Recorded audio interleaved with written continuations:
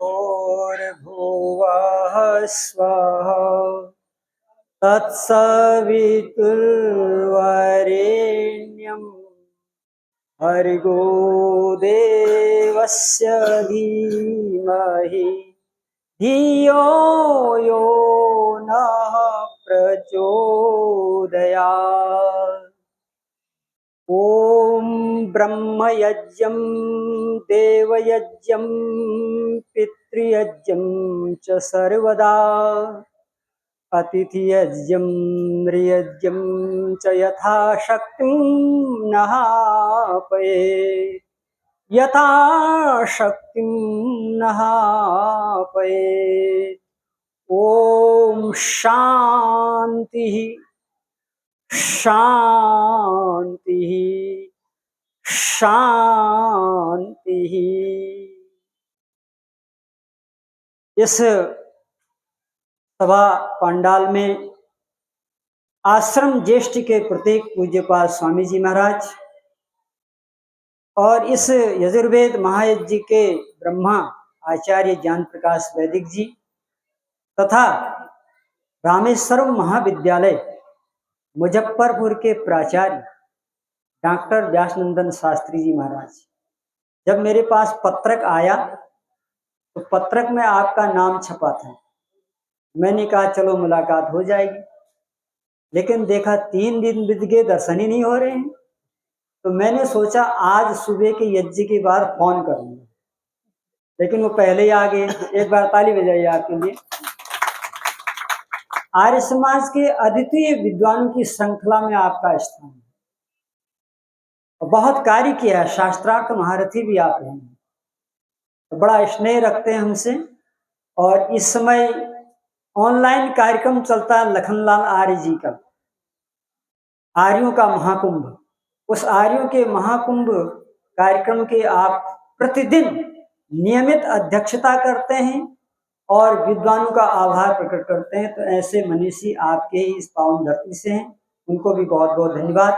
धर्म प्रेमी सज्जनों, आइए विषय की ओर चलते हैं। कल मैंने आपको यज्ञ के बारे में महात्मा चाणक्य के विचार बताए थे। आज मैं आपको यज्ञ के बारे में महर्षि मनु के विचार बता रहा हूं। महर्षि मनु क्या कहते हैं? ब्रह्म यज्ञम देव यज्ञम पितृयज्ञम च सर्वदा अतिथि यज्ञम नृयज्ञम च यथाशक्ति न हापयेत्। महर्षि मनु कह रहे हैं आपकी जितनी शक्ति है, जितना सामर्थ्य है आपके पास, क्योंकि संसार में हर व्यक्ति का सामर्थ्य अलग अलग होता है, अपने सामर्थ्य की कभी किसी से तुलना मत कीजिए। परंतु जो भी सामर्थ्य आपके पास है, महर्षि मनु कहते हैं उस सामर्थ्य को लगा करके 5 यज्ञ प्रतिदिन करो। इसमें अनध्याय नहीं होना है, इसमें प्रमाद नहीं करना है, आलस्य नहीं करना है, क्योंकि ये 5 यज्ञ ही आपके जीवन को मोक्ष की ओर ले जाने वाले हैं। अब इसमें जो पहला यज्ञ है उसका नाम है ब्रह्म यज्ञ। संक्षिप्त में सुनिएगा, समय ज्यादा नहीं है, लेकिन मोटी मोटी बातें। एक शक्तिमान सीरियल आता था ना हमारे देश में, बहुत अच्छा था। तो अंत में कहता था मोटी मोटी छोटी छोटी बातें, और उसी में वो सार बता देता था। तो वैसे ये भी कुछ मोटी मोटी बातें हैं। पहला है ब्रह्म यज्ञ। प्यारे सज्जनों, ब्रह्म शब्द के 3 अर्थ होते हैं। पहला अर्थ होता है वीर्य शुक्र, जो सप्तम धातु हमारे शरीर में निर्माण होती है, जिससे हमारा ओज बनता है, हमारा तेज बनता है। उसको शास्त्रीय भाषा में कहते हैं ब्रह्मचर्य का पालन। अगर किसी को ईश्वर का दर्शन करना हो, ईश्वर के मार्ग पर चलना हो, तो पहली शर्त है वो ब्रह्मचारी होना चाहिए। लेकिन ब्रह्मचारी का अर्थ ये मत समझ लीजिए कि आपने तो विवाह कर लिया अब आप ब्रह्मचारी नहीं है, ऐसा नहीं है। वैदिक संस्कृति कहते हैं एक नारी ब्रह्मचारी। ऋतु काल के अनुसार संतानोत्पत्ति करने वाले पुरुष के क्षय वीर्य की पूर्ति हो जाती है, ऐसा धन्वंतरी महाराज कहते हैं आयुर्वेद के अंदर। तो इसलिए वैदिक संस्कृति में भगवान राम ब्रह्मचारी थे, भगवान कृष्ण ब्रह्मचारी थे, और वो आदित्य ब्रह्मचारी शंकराचार्य और महर्षि दयानंद जैसे लोग, उनकी बात, वो तो जीनियस लोग हैं, सुप्रीम लोग हैं। लेकिन यहाँ भी गृहस्थ जीवन में भी रहते हुए आप ब्रह्मचर्य का पालन कर सकते हैं। तो पहला नियम है ब्रह्मचर्य की रक्षा करना, वेद का, ब्रह्म का पहला अर्थ है। दूसरा अर्थ है वेद। अब आपने ब्रह्मचर्य की रक्षा कर लिया। प्रकृति में एक ऐसा नियम है, मनुष्य को छोड़ करके हर प्राणी ब्रह्मचारी होता है, मनुष्य को छोड़ के, क्योंकि अन्य प्राणी स्वाभाविक ज्ञान का प्राणी होता है, मनुष्य नैमित्तिक ज्ञान का प्राणी है। इसलिए पशुओं में ब्रह्मचर्य की सीमा परमात्मा ने निर्धारित कर रखी है, और उस निर्धारित सीमा के बाद फिर वह गृहस्थ में प्रवेश कर जाता है, क्योंकि वहां सब कुछ स्वाभाविक है, जिसे हम ऑटोमेटिक घड़ी कहते हैं। पशुओं का जीवन ऑटोमेटिक है और उसका संचालन परमात्मा ही करता है, संचालन परमात्मा करता है। लेकिन मनुष्य नैमित्तिक प्राणी है, मनुष्य के लिए विशेष आदेश है कि एक जानवर ने, बैल ने ब्रह्मचर्य का पालन किया, अब वो सड़कों में घूम रहा है, घर घर लाठियां खा रहा है, लोग उसको मार रहे हैं, तो ऐसे ब्रह्मचर्य से क्या लाभ है? इसलिए वेद ने यहां इंगित कर दिया कि जिस ब्रह्मचर्य का पालन तुम्हें करना है, उसका प्रयोग कहाँ करना है? कि वेदों को पढ़ने में, क्योंकि वेदों को पढ़ने में शक्ति लगती है, और जहां शक्ति है वहीं भक्ति है। लोग कहते ना भक्ति में शक्ति है, उल्टा है ये। भक्ति में शक्ति नहीं होती कभी भी। अगर भक्ति में शक्ति होती तो ये जो गंगोत्री से लेके पूरा जो है प्रयाग इत्यादि सभी जगह जल ले ले करके घूम घूम रहे हैं, पैरों में छाले पड़ रहे हैं उनके, तो बहुत बड़े भक्त और शक्तिवान हो गए होते। नहीं, भक्ति में शक्ति नहीं होती है, शक्ति में भक्ति होती है। जब आप ब्रह्मचर्य का पालन करेंगे तो आपके अंदर शक्ति का संचय होगा, और उस शक्ति को कहाँ लगाना है? कहा वेदों को पढ़ने में, क्योंकि वेद ईश्वरी वाणी है और ईश्वर सर्वशक्तिमान है। आर्य समाज के दूसरे नियम में ईश्वर की परिभाषा में ये बताया, ईश्वर कैसा है? सर्वशक्तिमान है, शक्तिमानों का भी शक्तिमान है वो। तो उसका जो ज्ञान है वो भी तो सर्वशक्तिमान होगा, तो वेद उसका ज्ञान है। इसलिए वेदों का अध्ययन करते हुए, अब ब्रह्म का तीसरा अर्थ है ईश्वर, अर्थात ब्रह्मचर्य का पालन करते हुए, वेदों को पढ़ते हुए ईश्वर का साक्षात्कार कर लेना, इसका नाम है ब्रह्म यज्ञ। और यह ब्रह्म यज्ञ सन्यासी के लिए भी अनिवार्य बताया। अन्य यज्ञों से सन्यासी को मुक्त देगी, लेकिन ब्रह्म यज्ञ उसके लिए भी अनिवार्य है। अब ऋषि दयानंद क्या कहते हैं ब्रह्म यज्ञ के बारे में, सुन लो संक्षेप में। ऋषि दयानंद लिखते हैं सत्यार्थ प्रकाश के अंदर, प्रत्येक गृहस्थी को, क्योंकि गृहस्थ के लोग बैठे हुए हैं, इसलिए ऋषि ने गृहस्थों के लिए कुछ व्यवस्था बनाई, कुछ छूट दी उनको, क्योंकि वो गृहस्थ लोग बड़े कार्य में व्यस्त रहते हैं। ज्येष्ठ आश्रम है, संसार के सभी आश्रमों की व्यवस्था गृहस्थ के ऊपर होती है, इसलिए ऋषि ने थोड़ी जिम्मेदारी के लिए उसमें ढीलापन दिया। सन्यासी के लिए ढीलापन नहीं दिया, गृहस्थी के लिए कहा न्यून से न्यून 1 घंटा प्रातः काल और 1 घंटा सायंकाल आत्मा को परमात्मा में लगाने का पुरुषार्थ करना चाहिए। शब्दों पर ध्यान दीजिएगा, आत्मा को परमात्मा में लगाने में पुरुषार्थ चाहिए। क्या चाहिए? हाँ, ये बच्चों जैसा खेल नहीं, मानव के चोले को पाना बच्चों जैसा खेल नहीं, जन्म जन्म के शुभ कर्मों का होता जब तक मेल नहीं। तो पुरुषार्थ के साथ 1 घंटा।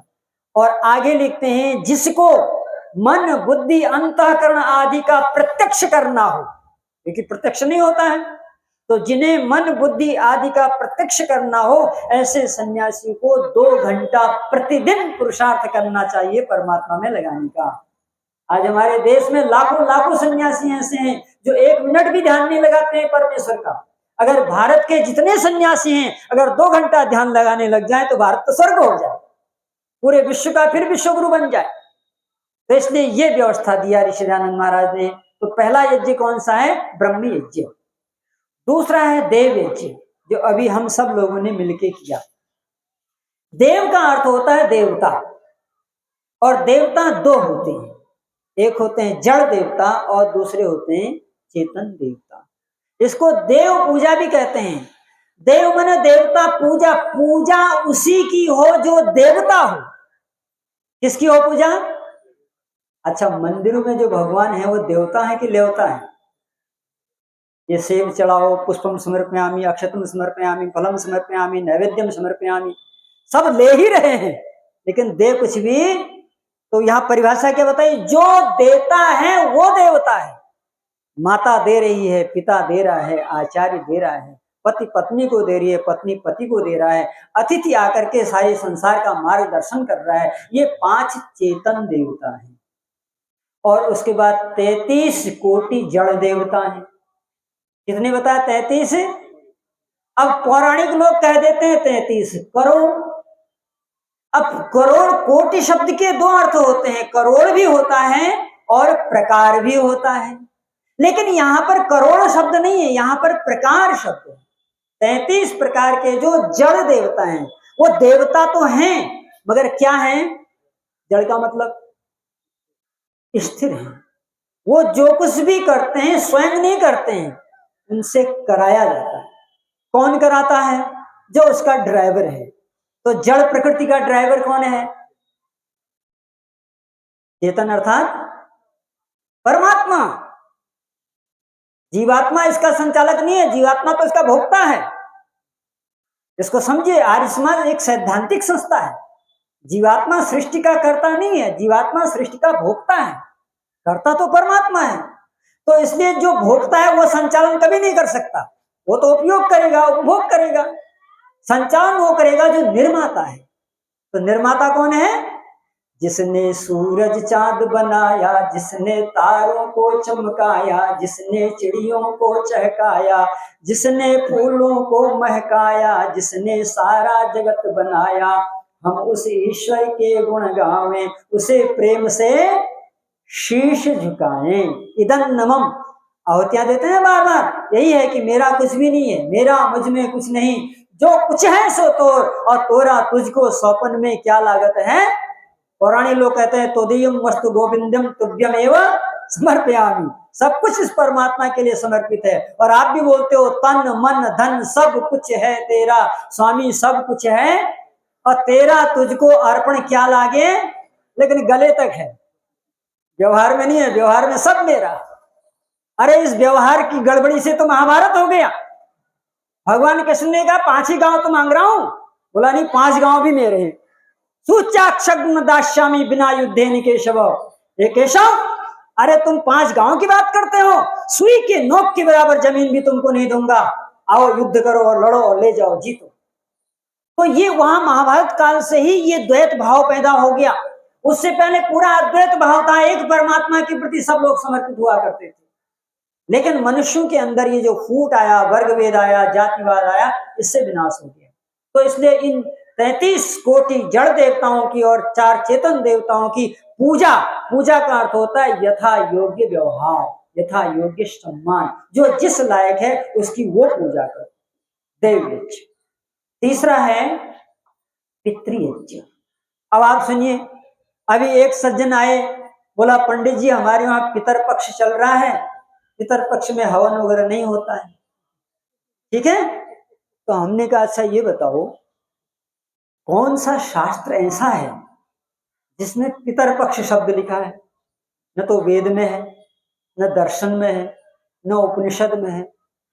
पितृ पक्ष होता ही नहीं है, पितृयज्ञ होता है। सज्जनों, पक्ष तो 2 ही होते हैं, एक शुक्ल पक्ष, दूसरा पक्ष तो 2 ही होते हैं, तीसरा कोई पक्ष ही नहीं होता। तो पितृ यज्ञ को बिगाड़ करके लोगों ने पितृ पक्ष कर दिया, और वो भी सीमित कर दिया। कब? जब चारों ओर ताल तलैया पानी से लबालब हो, जिसमें पानी की आवश्यकता ही नहीं माताओं को, उसी समय पियो दादा पियो नानी लाया जा रहा है। और जब जेठ के माह में सूखा पड़ जाता है चारों ओर, कोई पूछता नहीं, पता है नहीं कहाँ है। तो इसलिए पितृयज्ञ का अर्थ है जो जीवित माता पिता हैं उनकी सेवा करना। सेवा करने क्या आता है? सेवा में आता है पहले तो उनकी आज्ञाओं का पालन करना, दूसरा आता है उनकी जो आवश्यकता है उनकी पूर्ति करना। ठीक है, तो पितृयज्ञ हो गया। अब आगे बढ़ते हैं, अगला यज्ञ कौन सा आता? अतिथि यज्ञ। अतिथि का एक साधारण अर्थ लोग लगा लेते हैं जिसके आने जाने की कोई तिथि नहीं है, अतिथि। लेकिन शास्त्र इस बात को स्वीकार नहीं करता। शास्त्र कहता है विद्वांसो ही अतिथि। अतिथि उसे कहते हैं जो विद्वान है, जो सन्यासी है। वो आपके दरवाजे पर भले ही तिथि पर आए हों, जैसे हमारे प्रोफेसर डॉक्टर व्यासनंदन शास्त्री जी महाराज आज हमारी अतिथि है। भले ही पत्रक में नाम छपाओ, भले ही कुछ हो, लेकिन आकर के उतनी दूर से हमारे बीच में आकर के अपना व्याख्यान दिया, हमें अपने ज्ञान का प्रदान करा। तो ऐसे जो अतिथि हैं उनका भी वस्त्र से, भोजन से, दक्षिणा से सत्कार करना। चौथा, अब उसके बाद पांचवा यज्ञ होता है जिसका नाम है नृयज्ञ। उसी को कहते हैं बलि वैश्यदेव यज्ञ। बलि का अर्थ होता है भाग। सज्जनों, आपके घर में जो भोजन बनता है उस भोजन में से कुछ भाग निकाल करके पशु पक्षियों के लिए, अग्नि के लिए, सूर्य के लिए, चंद्रमा के लिए महर्षि दयानंद महाराज ने बलि वैश्य यज्ञ के 3 भाग बनाए। उसमें से हमें एक भाग यहाँ पर करते हैं। और एक बात अंतिम कहते हुए वाणी को विराम दूंगा, वो क्या, बड़ी महत्वपूर्ण। हमारे आचार्य जी यहाँ प्रतिदिन बलि वैश्य यज्ञ करा रहे थे, लेकिन सज्जनों यहाँ पर केवल प्रेरणा के रूप में कराया जाता है। यहाँ इसका स्थान नहीं है बलि वैश्य देव यज्ञ का स्थान। बलि वैश्य देव का स्थान है जहाँ आपकी पाकशाला है, जहाँ आपके भोजन बनते हैं, वहां पर ही यज्ञ होना चाहिए। और ऐसे ही करते थे ऋषि मुनि लोग। उस अन्न को स्वयं पहले खाने से पहले अग्नि देवता को देना चाहिए। क्यों देना चाहिए? क्योंकि देवा नाम मुखम अग्नि। ये जो अग्नि है ये देवताओं का मुख है, और जब भोजन मुख में जाता है तभी पेट में जाता है। कान में डालेंगे, आंख में डालेंगे, नाक में डालेंगे, भोजन अंदर भी नहीं जाएगा, बीमार अलग से हो जाएगा। तो ऐसे संपूर्ण जड़ चेतन देवताओं का जो मुख है वो क्या है? अग्नि है। और परमात्मा भी अग्नि है, और जीवात्मा का भी नाम अग्नि है, और भौतिक पदार्थ भी अग्नि है। इस अग्नि का काम क्या है? भेदक शक्ति। ऋषि दयानंद से लोगों ने पूछा, काजू जला देते हो, किशमिश जला देते हो, बादाम जला देते हो, इतना महंगा महंगा सामान जला देते हो, नष्ट कर देते हो, अगर कोई खा ले तो? ऋषि कहते हैं खाने के लिए मना थोड़ी है, लेकिन तुम इसलिए कह रहे हो क्योंकि तुमने पदार्थ विद्या को नहीं पढ़ा है। अगर तुम पदार्थ विद्या को पढ़ते तुम्हें पता लगता संसार में कोई भी वस्तु नष्ट नहीं होती है, रूपांतरित होती है। ये अग्नि रूपांतरित करके अंतरिक्ष लोक तक आहुतियों को ले जाता है। इसलिए ज्यादा न कहते, महर्षि मनु महाराज कहते हैं प्रत्येक गृहस्थी को अपने सारे दैनिक कार्यों को करते हुए ये 5 महायज्ञ करने ही करने हैं। इसमें कोई छूट नहीं है, कोई गुंजाइश नहीं है। और जो ऐसे 5 महायज्ञों को करते हैं उनके आदि दैविक, आदि भौतिक और आध्यात्मिक तीनों संताप नष्ट हो जाते हैं और वो अपने परम लक्ष्य मोक्ष को प्राप्त हो जाते हैं। आपने विचारों को सुना, बहुत बहुत धन्यवाद।